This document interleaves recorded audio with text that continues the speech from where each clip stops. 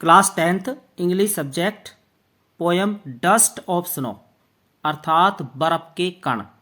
ये पोयम किसने लिखी है, डिफिकल्ट वर्ड्स कौन से हैं और इस पोयम का भावार्थ क्या है, इसके बारे में हम यहाँ अध्ययन करेंगे। शुरू करते हैं।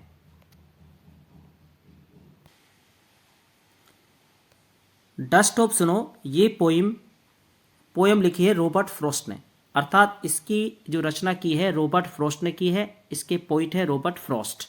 ये भी आप ध्यान रखिए, इससे संबंधित क्वेश्चन पूछा जा सकता है।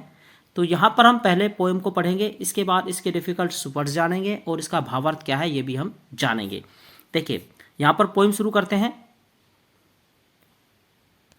The way a crow shook down on me the dust of snow from a hemlock tree. आगे कवि लिखता है, has given my heart a change of mood and saved some part of a day I had rued. ये जो poem है इसमें जितने difficult words आए हैं उनके बारे में यहां पर हम जान लेते हैं। देखिए यहां पर मैंने कुछ डिफिकल्ट वर्ड्स लिए हैं जो कि इस पोएम के हैं। डस्ट यानी कण, धूल भी इसका अर्थ होता है। स्नो SNOW यानी बर्फ। हेमलॉक ट्री धतूरे की प्रजाति का एक पेड़ होता है, या हम कहें कि poisonous tree with small white flowers. A poisonous tree with small white flowers. Some part यानी कुछ भाग। मूड मनोदशा, मन की दशा, मनोभाव। र्यूड किसी नुकसान या हानि से बचना, अर्थात to keep something safe from loss और हार्म। तो यहां पर कुछ इसके डिफिकल्ट वर्ड्स हैं, इसके बाद हम पोइम का भावार्थ जानेंगे।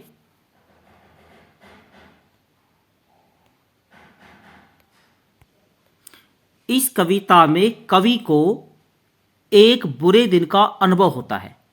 वह अर्थात कवि किसी समस्या से बहुत परेशान है। सर्दी का मौसम है और कवि किसी कारणवश दुखी होकर हेमलॉक के पेड़ के नीचे खड़े हैं और उस पेड़ पर बर्फ जमी हुई है। कवि हेमलॉक ट्री के नीचे खड़े हैं और उस हेमलॉक ट्री पर बर्फ के कण अर्थात बर्फ जमी हुई है। अब देखिए कवि लिखता है कि द वे ए क्रो अर्थात एक कौवा उड़ता हुआ आता है। द वे ए क्रो, कवि लिख रहा है कि एक कौवा उड़ता हुआ आता है। सूक डाउन ऑन मी यानी जब कौवा उड़ता हुआ आकर उस वृक्ष की डाली पर बैठता है, शाखा पर बैठता है, तो वो शाखा हिलती है, वो शाखा हिल जाती है। तो द डस्ट ऑफ स्नो, और उस शाखा पर जमे हुए बर्फ के कण। फ्रॉम ए हेमलॉक ट्री, जो हेमलॉक ट्री का यहां पर कवि वर्णन करता है, जिस पर कौवा आकर बैठता है उस पर बर्फ जमी हुई है, और जैसे ही कौवा उस हेमलॉक ट्री पर बैठता है वो बर्फ के कण जो है कौवे के बैठने से हिलते हैं और वो बर्फ के कण गिरते हैं। किस पर गिरते हैं? कवि के ऊपर। यानी कौवा जैसे आकर बैठा हेमलॉक ट्री पर, तो वो बर्फ के कण जो है शाखा हिलने से कवि के ऊपर गिर जाते हैं। आगे कवि लिखता है, has given my heart. Has given my heart यानी कि जैसे ही वो बर्फ के कण कवि के ऊपर गिरते हैं तो कवि का दिल खुश हो जाता है। उसके जो दिल है, मन है, उसमें परिवर्तन हो जाता है। ए चेंज ऑफ मूड यानी उसकी मनोदशा बदल जाती है। यहां पर उसकी जो मूड है, उसकी मनोदशा उसमें चेंज हो जाता है। एंड सेव्ड सम पार्ट, और कवि आगे बताता है कि इस प्रकार वे कुछ भाग बचा लेता है। किसका भाग बचा लेता है? ऑफ ए डे, दिन का। आई हैड र्यूड यानी कि इस प्रकार कवि आगे लिखता है कि उसने अपने एक दिन के कुछ हिस्से को दुखी होने से बचा लेता है।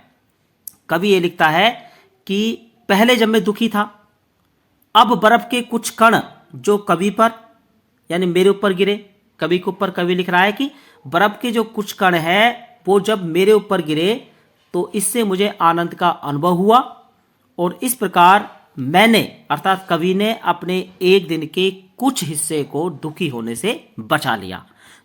तो इस प्रकार इस कविता से कवि ने एहसास किया कि प्रकृति की सर्वोच्चता ने उन्हें यह एहसास करवा दिया कि उनकी समस्या कितनी क्षुद्र थी।